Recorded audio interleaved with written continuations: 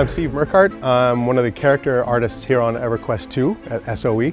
I guess we're talking about Lumpy today, which is one of our favoriteest dragons in the dragon lineup. Lumpy was born because Dave Brown, our lead character guy, was really wanting to see a dragon that we didn't have in the game, something low to the ground and stocky. All of our dragons are really sinewy and really cool and muscular looking and agile looking, but we kind of wanted one that might just look like a beast, something that would block a doorway. So we ended up with this concept of an ankylosaurus, kind of a dinosaur sort of dragon that you would just have to beat on because it's so tough.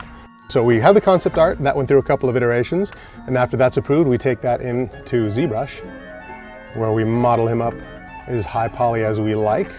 And then since that's way too high poly to put in the game, we export out a lower poly mesh. So it's a little more manageable in the game. And then my other job, paint it up, get it all ready with all the textures and everything. Get that set to go, make other versions. There's a couple of different versions of him. And after I'm done and praying that somebody will make this into a plushy stuffed animal, I send it on over to Chris. Hi, I'm Chris Myers and I'm an animator on EQ2, and I had the pleasure of animating Lumpy the dragon.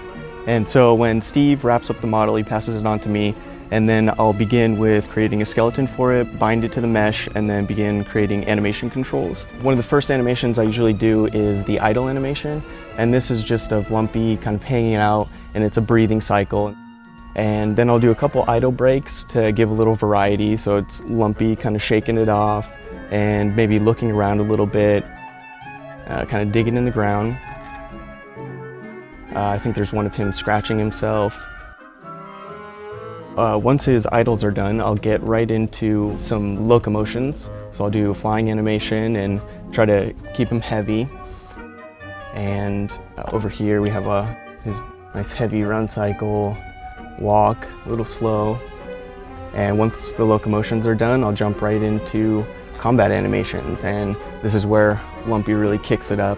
I try to give him a nice variety, nice suite of attacks, so he'll have a nice roar attack, maybe a stinky dragon breath attack, a couple wing stabs, just anything to keep him active and keep him exciting for the players. Fingers are crossed that a player out there will make a plushie for Lumpy, or during fanfare somebody will come dressed as Lumpy, where everyone on the art team is very excited about that possibility.